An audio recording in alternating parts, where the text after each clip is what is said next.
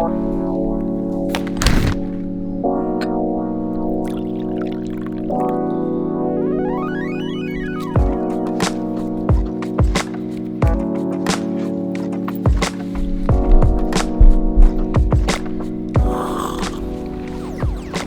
up, Bodyweight Warriors, and welcome back to another video, another episode of the Bodyweight Bulk, episode number 5. Now, kicking things off, we got some Christmas coffee this morning from Origin Roasters, great roasters in the UK, based down in Cornwall. If you haven't tried them out before, they do stellar coffee. I just want to give a quick thank you to everyone who's kind of left comments and kind of interacted with this series. It seems to have gone down really well, which I'm really happy about. It's kind of given me a new vigor when it comes to filming some content and doing training as well. Like I've enjoyed the mass gain training. It's been fun. It's been a good switch up. It means a lot, and I do love to have a read through the comments, which we're going to be talking about later, because today's video is going to be a day of eating. Just another thing I wanted to share in regards to coffee. It's actually about 9:30, and I've kind of been leaving my coffee consumption to about 90 minutes to 2 hours after I first sort of wake up. This is based off, I think Andrew Huberman has obviously a bunch of great advice, but just like generally kind of allowing the cortisol levels that naturally rise in the morning and sort of the drop off melatonin, allowing that to happen naturally. I feel much better in terms of energy, and certainly if I don't have a coffee until midday, maybe where there was some drowsiness beforehand, there isn't that. So just thought I'd share that with you. Also fully aware that caffeine in general probably not the best thing. Ultimately you end up becoming a little bit reliant on things, but it's coffee. It tastes great. I'm fine with it. It's a conscious vice, and certainly I do try to have a week, maybe every 2 or 3 months, where I'll just do decaf or avoid drinking coffee for a week as a little bit of a reset. Coincidentally, might be starting that one in January. I kind of have to mentally prepare myself now, a few weeks beforehand for that. Also, day of eating, I'm going to have about 20, maybe 30 grams of dark chocolate, 85% dark chocolate, with my coffee in the morning. It's breakfast chocolate. It's actually pretty standard, to be fair. Hello.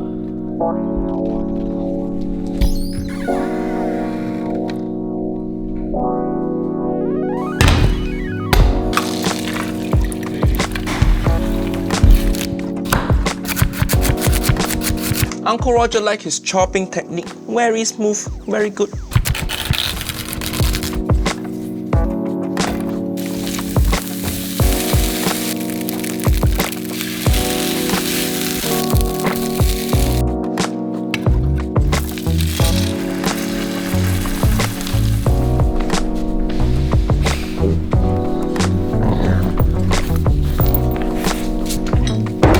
Alright, so we've got lunch of sorts, and I think this one kind of illustrates the vertical diet thing. So first, we've got some egg fried rice. Now, I do not claim to be in any way knowledgeable when it comes to kind of Asian cuisine. I admit there's probably something wrong here, but for me personally, I've been doing this quite a bit lately because I'm eating a lot more carbs, especially in the mornings, and usually it's leftover rice, which egg fried rice is perfect for.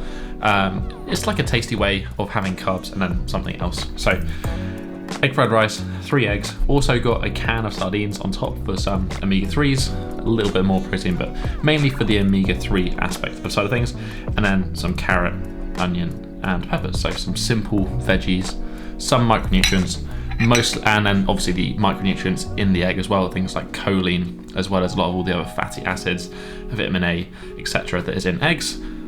Pretty solid kind of carb, a little bit of protein, micronutrients. And then a rump steak. This isn't always the case, but a pretty good example. It's about 280 grams, 8-9 ounces of rump steak. Rump steak's just a little bit cheaper than other steaks and usually pretty damn tasty. And that kind of is, for me, just a simple way of splitting things up. That's kind of how the vertical diet works, is you basically have your macronutrients, which will be made up of red meat, ruminant animals, and white rice. White rice is pretty hypoallergenic. It's not going to cause too many issues. We got the red meat. It's just going to be what we mentioned in the last vlog. Or meat in general, including fish, is a fantastic source of not only protein and fat, but on a micronutrient level, there's a whole host of good stuff, such as zinc, selenium, creatine, B vitamins, heme iron, etc. So yeah, Hell no. You know it's good because Molly is super excited. You want some? Do you want some steak? Yeah. So, in terms of calories for this meal, I'm going to do this including the dark chocolate that I had for... We are at the moment about 99 grams of protein, 97 grams of carbs, 84 grams of fat for a total of about 1,500 calories. So with the goal of hitting about 3,300 calories per day, we're pretty much halfway there with just breakfast, which is usually the intention. And hopefully a lot of good nutrition, not just concerned about the total calories. So I've got Doge in the syrup to make this one a little bit more palatable. I just wanted to quickly touch on something that I know will come up based on this video. That is, red meat causes cancer, meat's bad for you, you're killing the environment, something along those lines. Now, I'm not going to stand here and pretend like I know everything, because ultimately there's a lot more people who understand this at a higher level than me. And ultimately, there's still discussion going on. If you think there is one answer to this particular issue, then you're clearly not reading the breadth of evidence that's out there. And you know, actually a lot of more recent reviews, certainly into the links between meat and cancer, have come up kind of short of nothing. And you know, to support this, I'll provide some evidence. I'll link to a study in the Annals of Internal Medicine down below. I think it was published last year. It's a systematic review, very high level of evidence. And I'm just going to quote on part of that study, and it says here, "For our review on randomized trials on harms and benefits, we found low to very low certainty evidence that diets lower in unprocessed red meat may have little or no effect on the risk of major cardiometabolic outcomes and cancer mortality and incidence." That's just one part of this paper. There's a whole lot more if you do want to read it, but essentially that causation, that link, not so much. And a lot of it is based on epidemiological studies, which cannot apply causation by definition. They can only apply correlation. Again, I don't want to really go into this. I'm going to keep this short and sweet, but I'm not pretending like I know everything. I'm just not particularly concerned with meat consumption on a personal basis, but it's worth you doing your own research and coming to your own conclusion by thinking for yourself. Secondly, on the environmental front, I think it's important just to consider the context in which that's being presented. Maybe go onto your own individual country's publication by the government for carbon emissions. Take a look on there at how much actually animal agriculture contributes to those emissions.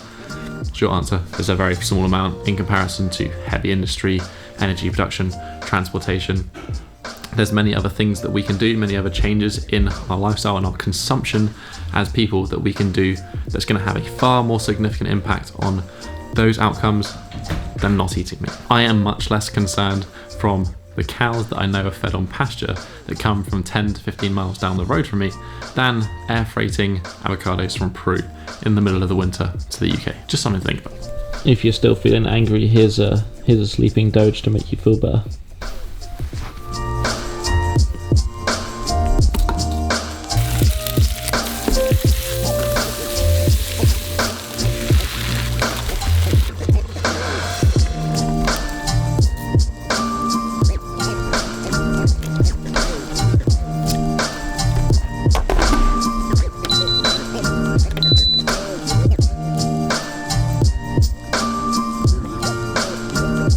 So we're back after that day of eating, and I just wanted to kind of explain a little bit of the last meal and some closing thoughts. Those lamb shanks, unreal, really, really good.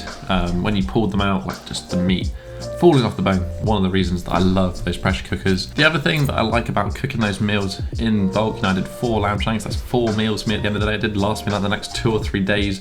Just sat in the fridge, easy cooking. I like to eat nice food at the end of the day, but ultimately if you try to eat nice food every single meal, it ends up being a lot of time in cooking. So definitely cooking in bulk. The recipe to it is linked in the description down below. So a very simple recipe. Let me know if you enjoy it. The actual calories though for that meal with the roasted potatoes as well was about 105 grams of protein, 100-ish grams of carbohydrates, and 40 grams of fat. Now, when I do count those sort of meals where it's hard to kind of estimate because you don't necessarily know all the different ingredients that are going into it, I tend to just count what's the meat source. That's going to give you a good amount of the protein and fat. What's the carb source, the potatoes? Is there any oil involved? Because obviously oil is, a significant amount of calories at the end of the day. add that in, and then really like everything else, like chopped tomatoes or vegetables and stuff like that. That's just like small extras. Certainly, if I'm bulking, I'm just not really concerned. I'm not going to care about that. It's like an extra 200 calories. I think it's going to be a good thing.